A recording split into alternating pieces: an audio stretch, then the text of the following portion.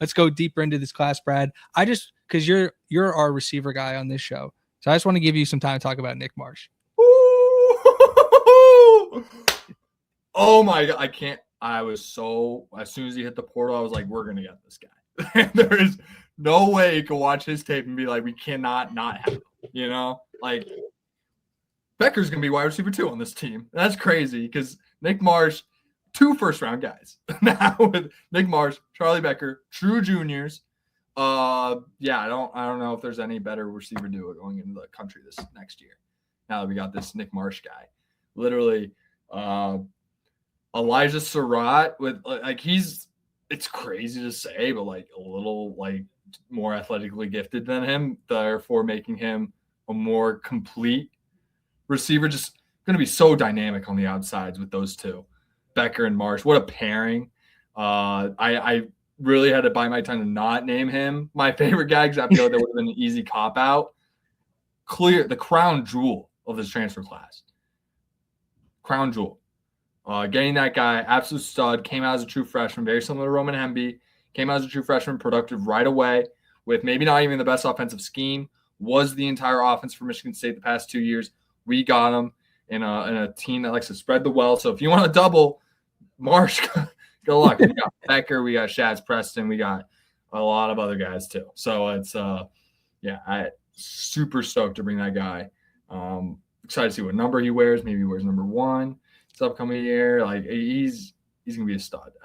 What a pairing brought in with a special talent, likely first round pick in next year's draft. As a true junior, he's going to finally be draft eligible. Same situation as Charlie Becker. Like people are going to be talking about this lower receiver class. 2 of them are going to be Marsh and Becker, and then they're going to be talking about Jeremiah Smith as the one. The next 2 probably going to be Marsh and Becker. Like we're talking real, like how I'm going to evaluate these receivers going into 2027. Like that, those are my initial gut rankings right there. And we got 2 out of the 3. Crown jewel of the transfer class, I think, is a great way to put it because it is funny that you think about a lot, and I keep bringing up parallels to international soccer, but there are always like these. This is the video that made Barcelona by X player, right? And then it's the highlights of that person on their original club, like absolutely destroying the big teams, right? And if you think about Nick Marsh, obliterated us in the first matchup. Now Indiana killed Michigan State, but Nick Marsh had, I believe it was 2 touchdowns. He had the unbelievable first touchdown catch. In the second game also scored. And I think about the one time maybe all year that D'Angelo Pons was visibly frustrated on the football field in terms of like communicating with his teammates. Like, yeah, Nick Marsh is a player that gave our specific team problems, gave a lot of the Big Ten problems. And it's like you said, when he jumped in the transfer portal, it was very hard to not be like, let's go get him now. And who gives a shit what it costs and like, look at who was on him. Like he had a Notre Dame visit lined up, Brett. And not only lined up, but it was like the Notre Dame crowd was convinced he was coming, like printed the jersey, like the NIL was flowing, and he didn't even make it off campus. That's the most impressive part about it. And just like, and then you think about like the type of like family we're bringing in, and Mamatron's already been a huge part of Indiana football Twitter, and the vibes couldn't be higher. He was at the Peach Bowl game, I believe, or at the Rose Bowl game, or whichever one of the video of the team running by him in the locker room was incredible. And just, yeah, he's a crown jewel of the transfer class is a great way to put it. You know what it tells me based on everything you said? Great family, didn't even make it off campus. Tells me he's got the right stuff, and they wouldn't even let him leave. Means he wants to be a winner. He wants to be successful. He's going to fit right into this program. He's not going to be a diva. He's going to block down field. He's going to do the things he needs to do to win football games, and it's going to work out so well for him. If he stayed at Michigan State or went anywhere else, he would have been late first round. Now he's going to go top 15 because he went to Indiana. And he's going to make like twice as much money because he made that decision. Good for him. It's hard not to I'm glad his mom was on board. Unbelievably excited. That's the key to recruiting is the mom. People don't talk about that enough. They don't. We got great football parents, Brad. We're very lucky. Let's start moving. Let's keep it moving down the class. Preston Zachman, Brad, safety, Wisconsin. Originally a Bob Bostad recruit. I believe he's a 7th-year guy, and he stands out to me as somebody who our guy, Buffton Prime T-Cal, had in his notes about an instinctual play that he made, just like watching film on a different player. or watching film on Zachariah Branch, I believe, and just like, who the hell is this safety? Let me write him down, come back to him later. So have you had a chance to look into Zachman? No, but I already knew about him going into this before he committed. He's a preseason All Big Ten guy on Phil Steele. He's one of the guys I highlighted when I was looking over Wisconsin in the preseason as one of their best players. Like you said, 7th-year guy. Wham, Indiana's all these old guys. Oh, too bad. Anyone could do it. We got him. Preston Zachman. He's going to slot in as a big safety. He's listed at 6'1", 212. He's going to be up to 215 by the time he goes around. Didn't have the season he wanted due to injuries. So got his 7th year. He's gonna be such a good leader for this team. On top of all that, like, he's seen so much football. He's played at a high level. He's gonna get a knock being like, oh, he's this big ass white safety. Like, no, he's got coverage skills. He's got it all. Like, this guy is a complete player. Feels like it's crazy. Like, he's the Lou Moore replacement. It's like, God damn, are we upgrading every position still? Like, fucking hey, man. Like, it's awesome. Preston Zachman. Remember the name. I mean, he's a starter. Like you said, I like having adults in the back end, Brad, especially in Amari Farrell is going to be next to him. And there was a great piece about him being a communicator today. And just like, I love just the experience we have in that unit. And another guy they're bringing into that unit, Jaquan Sanks. Every person that I've talked to, or everything that I've read about Jaquan Sanks, is that he's going to play. And So what are your initial thoughts on Sanks? I believe he's a true junior, which is kind of the crazy thing about him. So the guy that might be a cornerstone for this team moving forward, might be a guy that plays a couple seasons for this program. Going to slot in at starting rover for me. He comes in with a lot of production. Yes, we have Byron Baldwin, and he's fantastic. Like, what a luxury we have in the safety room now with Farrell, Sanks, because we play 3 safeties, remember, with the rover. That's considered a safety spot. So we got Farrell coming back. We got Preston Zachman, Jaquan Sanks, and Byron Baldwin. Holy shit. Oh my God. This guy is going to be tough task to damn near perfect season from Devin Boykin this past year, but he's got very similar measurables to him as a player. Comes in younger with almost just as much production as Boykin did at this stage in his career. So this is a guy that obviously might have a fantastic year, might go to the league early, but could become a cornerstone piece for this team moving forward and at the rover spot, and almost is like the ideal rover for what in terms of what we're looking for. Coverage skills, can play a little bit of safety, can do a whole lot. Lots of versatility. Common theme with this DB room where they can kind of mix it up and come out with dime packages, and just super excited. Comes out at Cincinnati, played a lot of power 4 ball. The Big Ten, we like to air it out. Seems like a guy they went with very quickly. So clearly going to be a starter on this team. Let's go to one of the guys that you had mentioned, Brad, as somebody who you really enjoyed looking at this class from 10,000 foot view. Toby Osunsanmi, edge stud, Kansas State. He's got his sack dance, the freeze.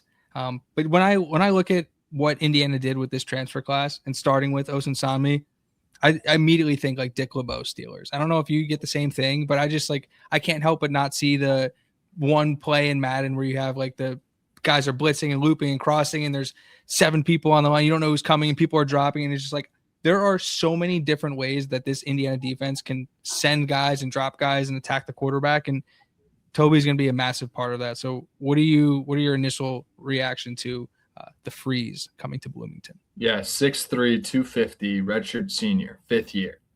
Coming in, lots of production under him, obviously. Going to be a theme with all these guys. Comes in as going to be, seems like common theme is like big end and then stand-up guy. Like, he's going to be the Kellen Wyatt, Stephen Daly type guy. Him and Ndukwe going to be battling it out and probably splitting, rotating in at that role. And he's just another great athlete that we're bringing on that D-line. Like I said, those 4 edge guys, and we'll go more into depth as the season goes on. Like, 3 of them are transfers. We're going to talk about 3 of them today. elite unit. And guess what? The interior D line's really good too. It's gonna be scary stuff for opposing offenses this year. We got Toby, probably gonna be wearing number 44 in your program, but these numbers which is obviously significant here. That's George Halifaro. I thought he wore 45. Anyways, yeah, but he's gonna come in, and yeah, we're gonna be rooting for Toby. We don't retire jerseys at Indiana, any sport. So all numbers are on the table at all times. So we'll see, but it's not about the numbers. It's about Toby and him he's going to be that starting D end. He's going to be a great addition to this room and just another freak athlete. He's got the freeze dance for his salary. He's going to be having at least 10 of those this year.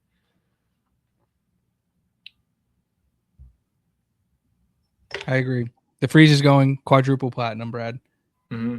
Let's move over to John Miller's room, the running back position. Turbo Richard, Boston College. This was somebody that this staff tried to recruit back at James Madison. When he hopped in the portal, it was like they were immediate, like this was going to be a direction potentially that Indiana moves in. They moved quickly. Another one of those guys like Sanks, like Zachman, like Marsh, who they brought on campus, didn't let leave. What are your initial thoughts about Turbo Richards? Comes in as a true junior. Richard. Comes in at 5'8", 210. Very similar to like a Kalon Black build. Got a lot of like Maurice Jones-Drew, just smaller back to him. Going to be a great compliment to Lee Beebe, who's like a bigger back, like 6'2", 230. And then we go to Turbo Richard, who's a little 5'8" scat back type. It'll be a fun little dynamic. Be the most we always go with the two guys, right? And they kind of carry the load. And for the most part, like Lawton and Ellison, very similar to each other. Black and Hemby, lots of similarities to each other. I think there hasn't been a bigger disparity between the running back duo than Richard and Beebe coming into this year. And Kobe Martin's going to factor as Kobe well. Martin, same wrote a piece on him today. Same class as Turbo Richard, and we know the capabilities of Kobe Martin. So having that three-headed monster, he's just the next addition to that room. The Mutant Ninja Turtles are back, and Turbo Richard is another piece of that. So, yeah, super excited to see how they use him in the pass game. Might be even, I don't like. He's going to be a return guy on this team, by the way. He's got a lot of, he's going to return kicks for this team as well. So I'm just excited to see Turbo. People are calling him Turbo Dick because of his, Turbo Richard. I think it's cool. I think it's a cool nickname, to be honest. I think it's cool. Let's move on to Joshua Burnham, Brad. He's going to play, I believe, the big edge, hand in the dirt edge. He's a Notre Dame transfer. We've had some great success with those in the past. Obviously, think Pat Coogan, but athletic playmaker. He's a dude who's battled injuries. One of the guys who, as much like as we like to make fun of the Notre Dame fans and we have our battles, the Notre Dame fans love this dude. Like, absolutely love this guy. He's somebody who had a speaking part in the Shane Gillis skit when they brought him to campus last year. So what are your initial thoughts about Joshua Burnham? Because on the football field, the guy looks like a freak. Yeah, I saw him make a play where he tipped the ball in the air and caught it and ran it back for a touchdown. He's the big end. He's not Toby. He's a bigger guy. I haven't slotted him as a starter. He's been at Notre Dame past 2 years. They've been pretty damn good. He's been playing a lot for them. He's going to come in and another guy with a ton of edge to him, and he's going to be so productive for us. And like this D-line, they play as a true unit.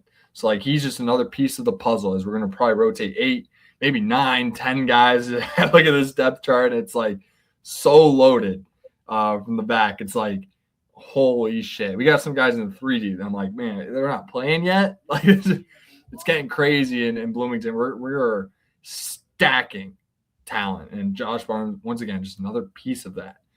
And he's going to continue to have success, make strides in what will be his senior season at Indiana. And he's going to have one last ride with the boys, and he's going to make a big impact. He's a great fit for what we like to do on defense.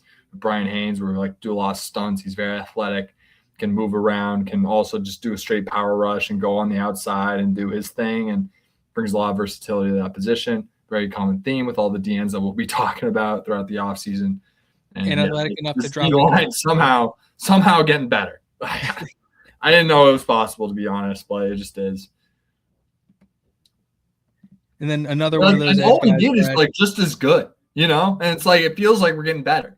You know what I mean? Which is terrifying for the rest of the country. But another one of those edges, Brad, another guy that Indiana brought in to play the big edge, Chidi Obiazor, that is Osunsami's teammate from Kansas State. I see you shaking your head already, Brad. I'm just going to give you the floor. A redshirt junior. This guy might be coming back next year as well. He's going to be rotating in 6'6", 275. I love that. Measurable as a DN, big DN, 3 feet, 4-point stance. Do your thing, has a lot of athleticism being that tall, right? And can do a lot of great things. A guy that can maybe even slide inside if you want to go just all out, like Golandino, Obiazor, Toby, and Barnum, and just fucking let loose at the quarterback on third and long and just make the quarterback shit his pants. Like, yeah, let's fucking ride. Chidi Obiazor is going to be a monster in this program once he sacks a winter workout, a spring camp, and a fall camp. Like, this guy, I would love to say he's going to come back. He's a redshirt junior. Like, this guy might have a fucking 15 tackle for loss season and leave us. Like, after 1 year, like it's going to be, yeah, we're going to have so much depth in this D-line room down to the 4 deep, man. I'm looking at names. I'm like, holy crap. Like, this, they are so loaded. You ignore the stars and just kind of understand these players. I've seen all their tapes. Like, I'm almost speechless, like what they've been able to do and somehow like get better. Like, we were going like Wyatt Daly, Kamara. Yeah, Kamara was a returning All-American. Wyatt was one of the better players on Maryland. Like, Daly, like, these guys have crazy athletic measurables that maybe, like, Daly was a freak. Yes, Wyatt was a freak. Like, they're at the same level, man. Like, we're going to be just good as long as they can stay healthy, which was an issue with the D-line this past year. Like, we're going to be so well suited with this depth that we have at that position. Absolutely. Loaded was the word of the offseason last year. You might have to find a stronger one because I think you're right. We're somehow. Yeah, I'm gonna have to find a stronger. If last year's team was loaded, what is this team? Holy shit. Let's move on, Brad. Brock Schott, tight end, transfer from Miami. Was a target in the class of 2025. He's an in-state guy, Fort Wayne, I believe, Fort Wayne.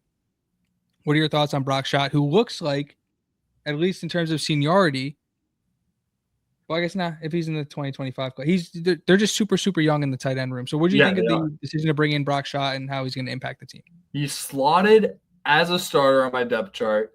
I think the tight end room's wide open because, like you said, everyone in there is either a second-year guy or a first-year guy in college. Every single guy. They have 6 scholarship tight ends. All of them are. So it's a wide-open competition in that tight end room. And that would be the one spot where I believe, like, to somewhat answer Alex's question from earlier, is that I believe tight end is a spot where they're going to look to add. Yeah, they could. It's like, I don't want to bring up names, but like Brody Foley, who could have been a boomerang, had a great year at Tulsa, ended up going to Louisville. Would have been a great like senior tight end to bring in potentially, but it looks like they're going youth movement over in the tight end room, which is great. Like, it's not a make or break position group for this team by any means. Especially with the wide receiver room. Scott brings in the most experience. He's the only guy to see game action in the tight end room. He's still a redshirt freshman. He's coming in at 6'3", 245. So very similar. Not quite. The rest of the guys in this room are like the 6'5", 6'4", 6'6", like freak AJ Barner types that, go to the NFL and things like that. He still has that same type of body and has a ton of potential and was a 4-star recruit, in-state kid, loves Indiana, brings a lot to the table. Like, he's slotted in as I started, like I said, like, this tight end room, wide open. There's going to be some young guys that are going to make some big impacts, and he might be one of them.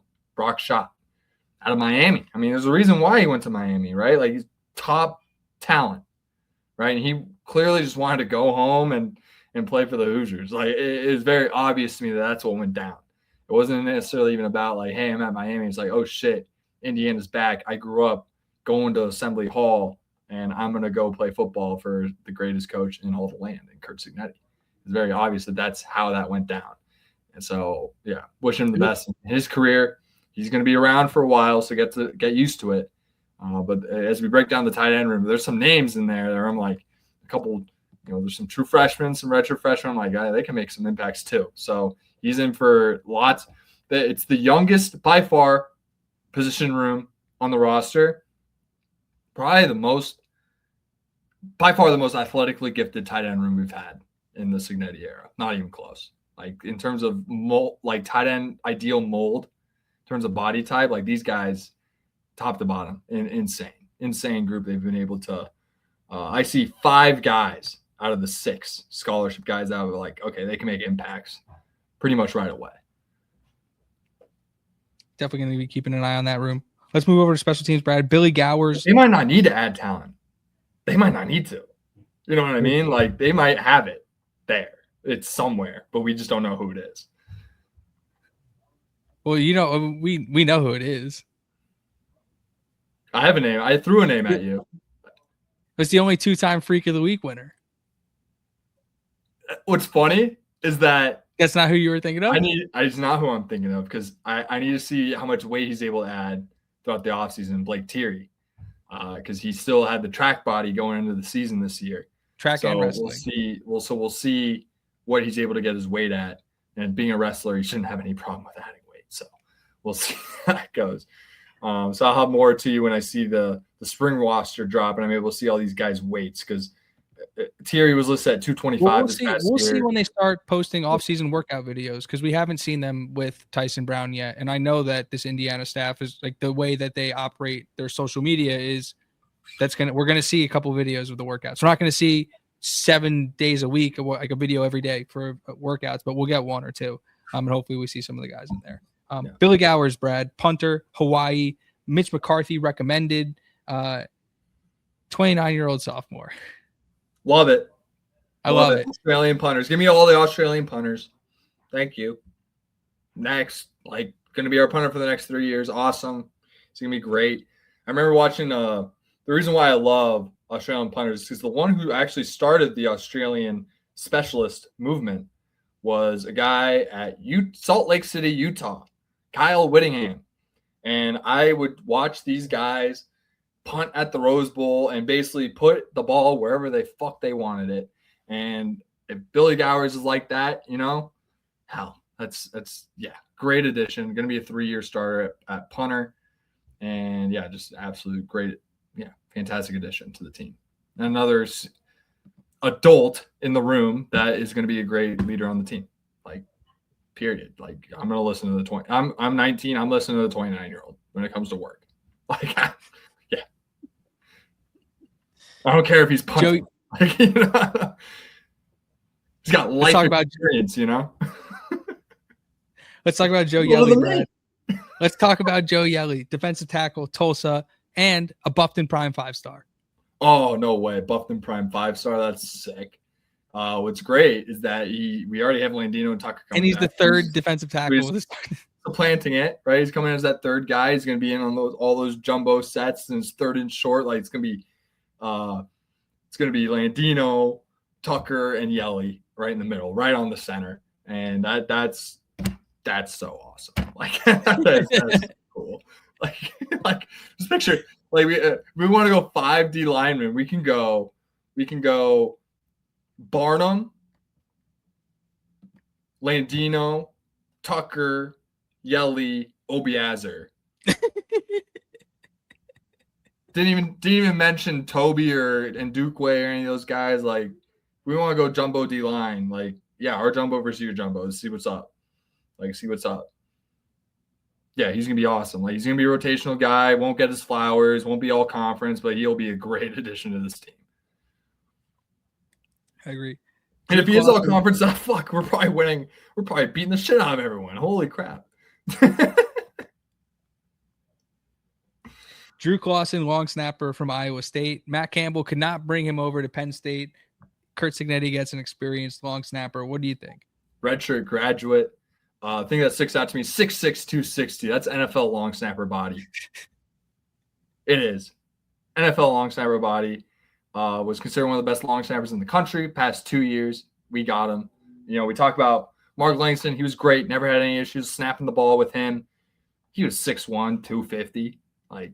Not the ideal body. This guy can go out there on punt and deck the shit out of the punt returner if you wanted to. Like, great addition.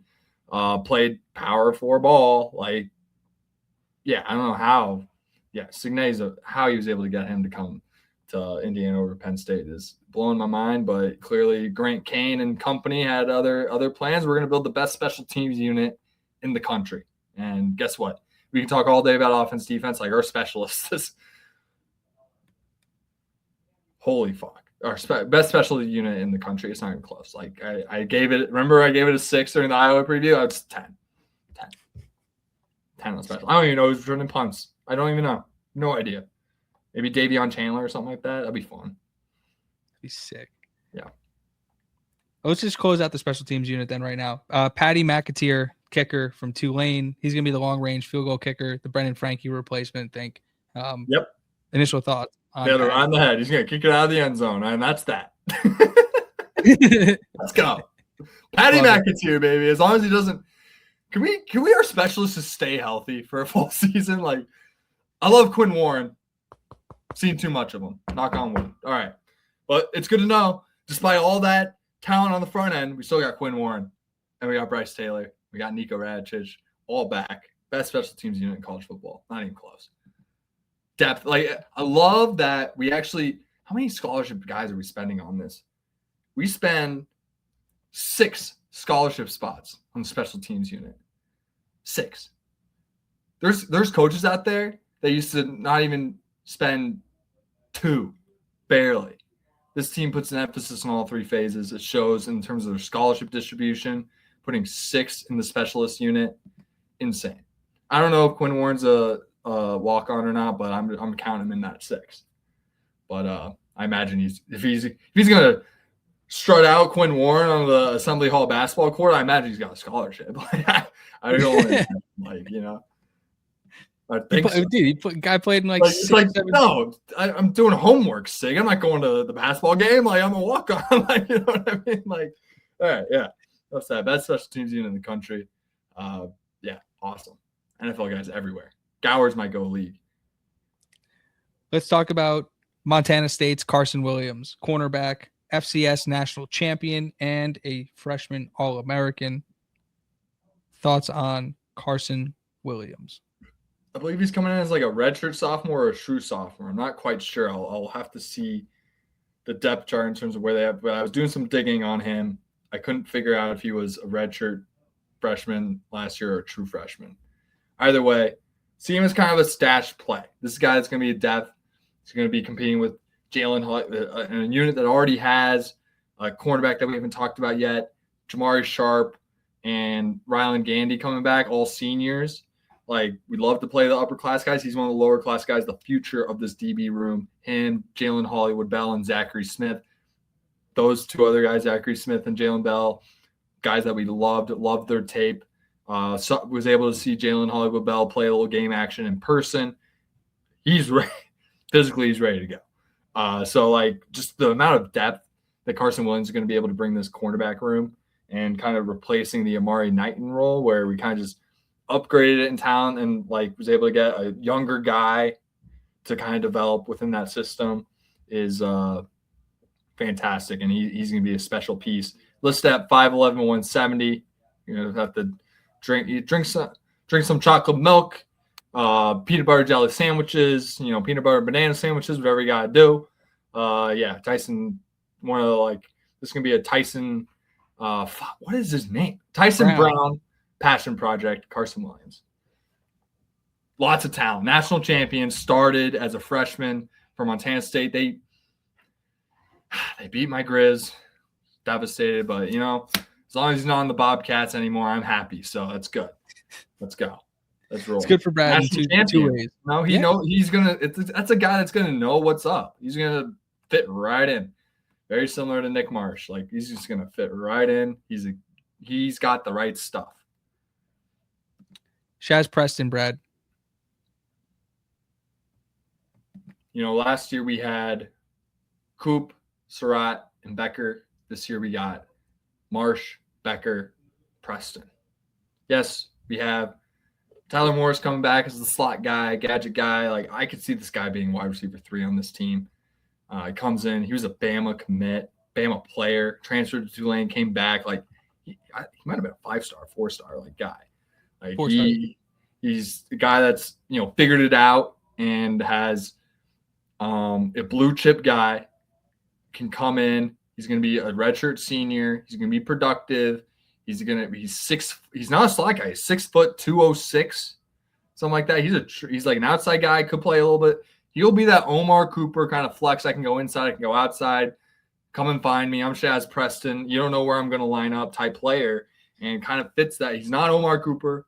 He's not, but he's going to fill that role. And we got other guys in the room that can fulfill that production as well. And he could do it by himself as well. Like this guy is great name. Shaz Preston. Love that. I'm a big name guy, big advocate of like guys with great names. LeBron Bond, Jaja Boyd, those guys. Shaz Preston. He's gonna be very productive for this team. Probably wide receiver 3 right now. I have him on my 2 deep right now because I have Tyler Morris at the slot, but he's in bold, which means he's basically an extra starter in the wide receiver room. It's great stuff. You alluded to another corner in the room when you were talking about Carson Williams. This is that other corner. It's AJ Harris, cornerback from Penn State. We talked about guys potentially having their quote-unquote auditions against Indiana. It wasn't the strongest 2025 season for AJ Harris, but he did have an unbelievable game against Indiana. He comes with an elite pedigree. So talk about AJ Harris. A true senior. Is in his 4th year in college football.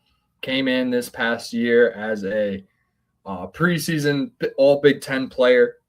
A guy with a lot of draft buzz, a guy that probably in the grand scheme of things had a disappointing year in the fact that he's not going to the draft this year.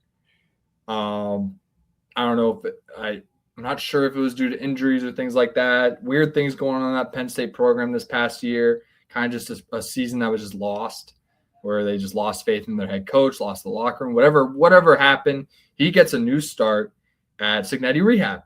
And he's going to be able to revitalize his career, have him slot at cornerback 2. Might even be our best corner. Like talent-wise, he's got the stuff. Now,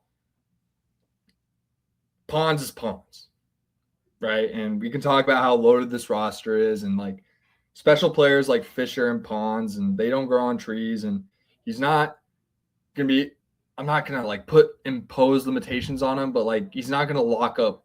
He's not going to Darrelle Revis this shit, right? But he's going to fit in the system. We saw what happened when Rylan Gandy was able to kind of just step in for Pons that one game. It's like we didn't miss a beat. Like damn near. Like, yeah, Iowa was getting maybe some stuff they probably wouldn't have if Pons was on the field, but still a freaking fantastic defensive performance. Only gave up 13 points. And probably Gronowski's game of his life until he got hurt. Like AJ Harris is going to come in. He's going to have his best season. He's going to come in and put in the work. I don't think they'd bring him in if he wasn't on board for that, understanding how hard this program is and going into there. I don't think there's any like red flags around AJ Harris. I don't know why I have to like kind of vouch for his like personality, but they wouldn't bring him in if he wasn't one of those guys, if he didn't have the right stuff. And he's going to come in, he's going to be focused, and he's got it. We talk about finding the edge, like individually. Talk about Barnum, talk about Carson Williams. AJ Harris is going to have a guy with a chip on his shoulder going into this next year. Got a guy with something to prove, right? Got a lot of doubters out there. Didn't go to the draft this past year like he probably should have. And yeah, he's going to come in with a chip on his shoulder, feeling like he is back against the wall in terms of his career and his money earning potential in the NFL. Had to, almost I hate to use this word, but waste another year in the college ranks and develop. But what better place to do that than at the defending national champions, Indiana, Bloomington football school, the program of all programs. I'm trying to figure out a way to work this analogy in, because we called Nick Marsh the crown jewel of the transfer portal class, and obviously we know how important the quarterback position is. So maybe that's the person who wears the crown. But the actual gold and the material itself that it's built out of, the most sturdy, the most reliable piece of the crown, Brad, I would have to say is Joe Brunner. You called him your favorite non-talked about enough player from this transfer portal class. I don't think we need to explain to football fans how important the offensive line is, the fact that Indiana's bringing back 4 of 5 starters, and you could even make the argument that the best return, like the best guy of the bunch isn't even the guy returning. Now Carter Smith, Big Ten Offensive Lineman of the Year. I wouldn't make that argument, but Joe Brunner, unbelievably talented. Another one of those guys who came into 2025 with a lot of preseason buzz, and somebody who Texas, who's throwing around all sorts of money in the portal, was very highly on. So I know I told you to hold your tongue or bite your tongue on Joe Brunner earlier, but I'm going to give you the floor to talk about him now. Verbal meme. We got the Infinity Gauntlet. We got 5 stones. It's Ajani. We got Bray Lynch, got Drew Evans, got Carter Smith. Feels like getting Joe Brunner is like the last Infinity Stone, and all of a sudden we got all the power. We got the best O-line in the country. Feels like he's the missing piece in terms of building that front 5 where there's no question marks. Going into this past year, we were like, who's going to play right tackle? Is it going to be Benson? Is it going to be Mikowski? Trick question. It was Ajani the whole time. Figured it out toward the end. He started at right tackle in the Rose Bowl game, played a fantastic game. And so Brunner just feels like he's going to slot right in at right guard, maybe center. I don't know what they're going to do with Bray Lynch. People are assuming with Bray Lynch's versatility, you got to imagine we saw him come in as a backup center throughout the year when Coogan got his helmet knocked off. So that was kind of a little sneak peek at Bray Lynch potentially being that center. So Brunner coming in as that 5th piece. We'll see. We're projecting him at the right guard spot. Feels like we got the Infinity Gauntlet with this O-line. Feels like it's going to be the best unit in the country, top to bottom. Lots of questions around, and we'll get more into it as we go through the rooms with a lot of youth behind it. All Bostad guys. So, Ajani was a redshirt freshman last year. We got 3 redshirt freshmen and a redshirt sophomore behind them. All Bostad guys. So I believe just trusting Bostad, trusting Sig. Brunner feels like at the top, this is the best starting 5 at the O-line in the country going into next year, just considering like this team has been nominated for the Joe Moore Award the past 2 years. It feels like they're knocking on the door to finally get there this year. I feel like this is the unit to get it done, and he's that missing piece. Listed at 6'5", 320, like NFL. That is the size of the guard if you're the number 1 team in the country. Like that was those Alabama lines, those Ohio State lines to this day. Like that's how big these guys are big. And he's the biggest O-lineman on this team going into next year. So yeah, adding him is great. He's that missing puzzle piece for this, what's going to be the best O-line in the country next year.